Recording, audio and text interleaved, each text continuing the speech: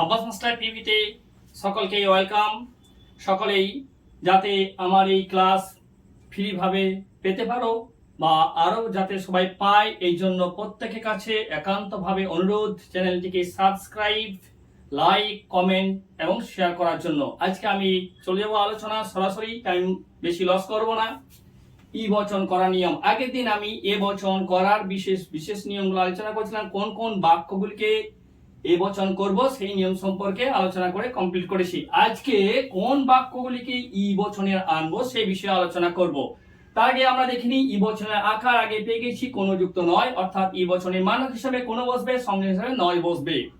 1 number নিয়ম, কোনো নয়, কখনো নয়, কেউ নয়, যুগপদ নয়, একসঙ্গে নয়, কোনো মতেই নয়, হতে পারে না, নেই, নয়, না ইত্যাদি এই ধরনের কোনো শব্দ যদি থাকে কোনো বাক্যে, তাহলে সেগুলোকে আমরা ই বচনে আনতে পারবো বা সেগুলিকে ই বচন করতেই হবে।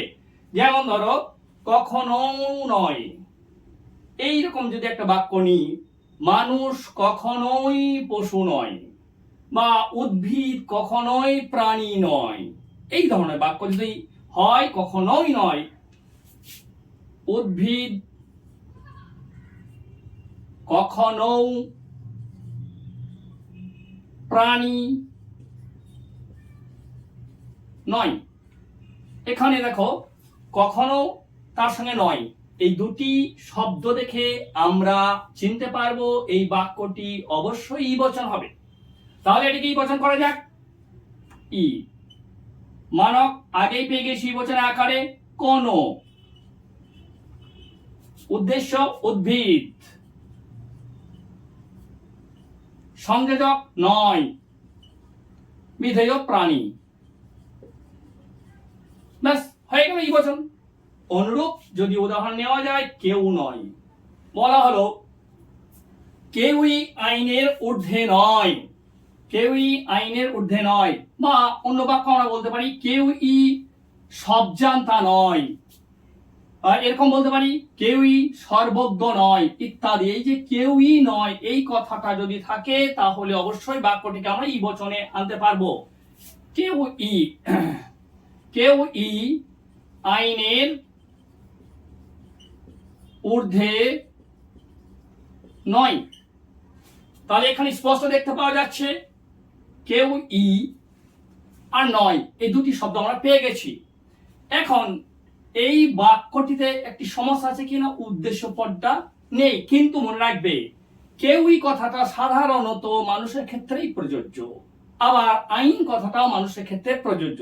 সুতরাং কেউই বলতে এখানে কিন্তু মানুষ, লোক, ব্যক্তি এই শব্দগুলি হবে উদ্দেশ্য পদ। তাহলে কোন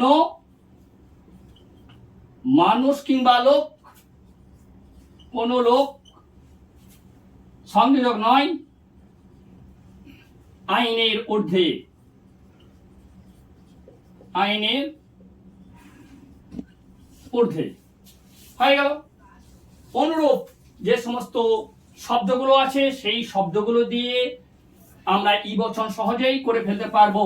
দু একটা এক্সাম্পল আমি মুখে বলে দিচ্ছি, অত সম্ভব নয় বোর্ডে করানো, তোমরা দেখো বুঝতে পারবে। যুগপদ নয়, এই একটি বাক্য, কোনো কিছু যুগপদ গোলাকার চতুষ্কোণ নয়, কোনো কিছুই যুগপদ গোলাকার চতুষ্কোণ নয়। যুগপদ শব্দটা পেয়ে গেলাম, নয় শব্দটা পেয়ে গেলাম, অর্থাৎ কোন গোলাকার বস্তু নয় চতুষ্কোণ।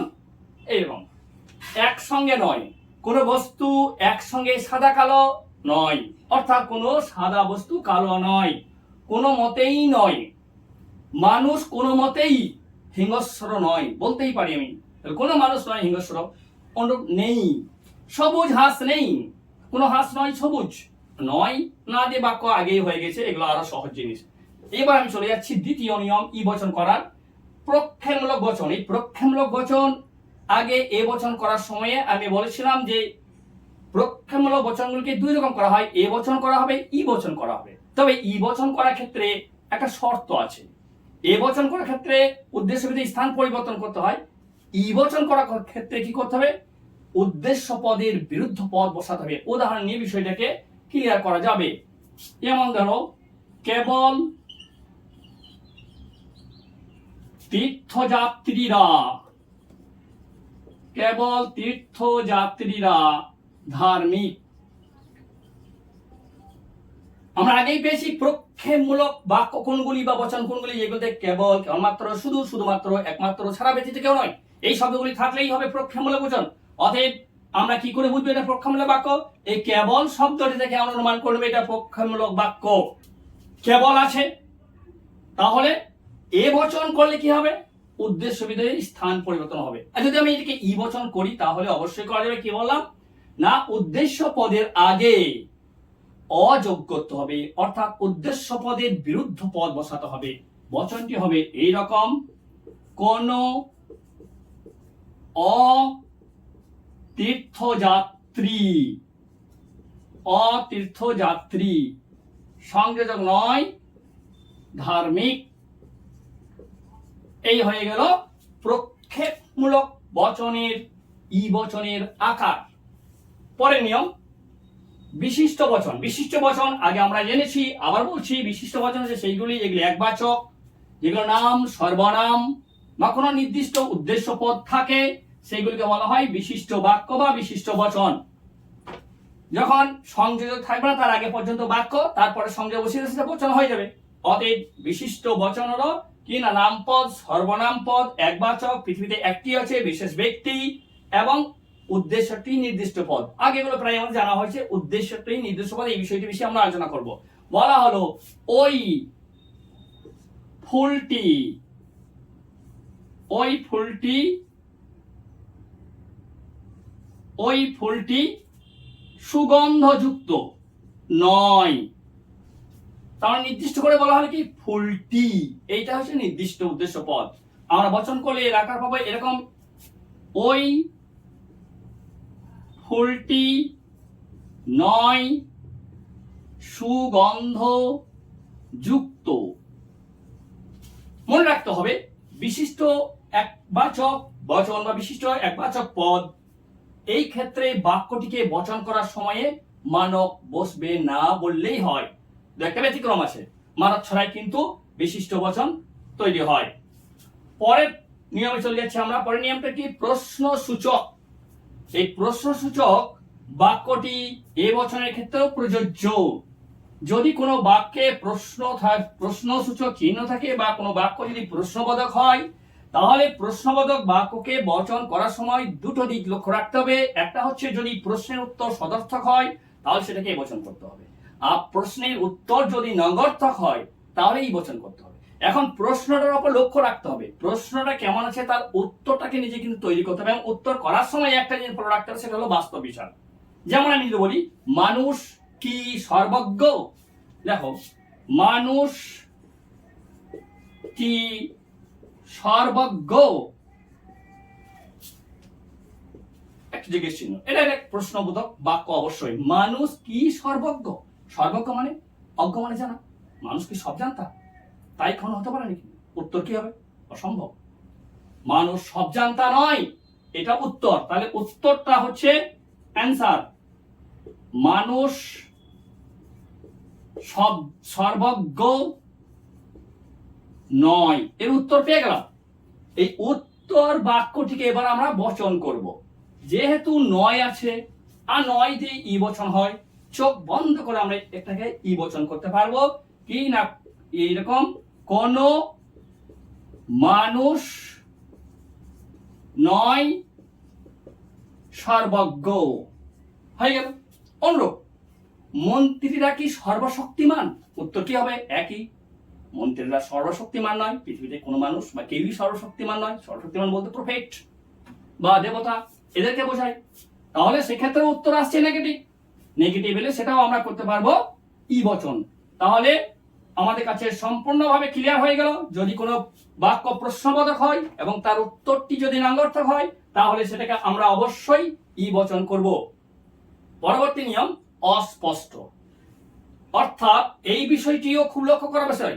এটা এ বচনের ক্ষেত্রে একবার আলোচনা হয়েছে, আবার একবার ই বচনের ক্ষেত্রে প্রযোজ্য।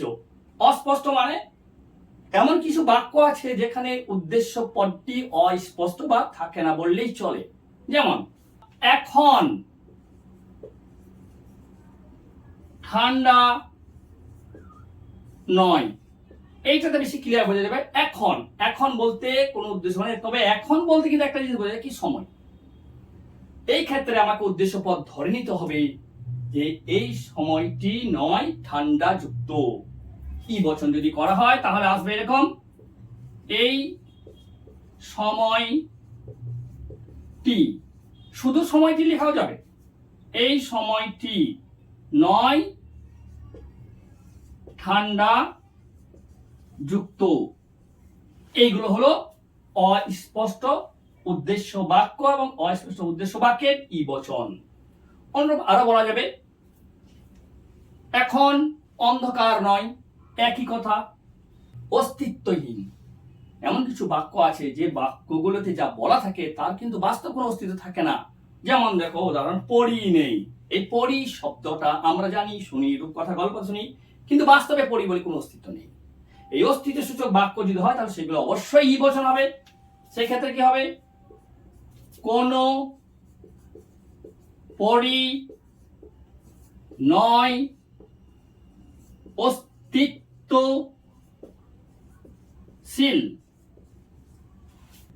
হয়ে গেল আমার অস্তিত্বহীন বাক্যের ই বচনের রূপান্তর। এরকম আরো অস্তিত্বহীন বাক্য আছে, ভূত নেই, একই রকম হবে, কোনো ভূত নয় অস্তিত্বশীল।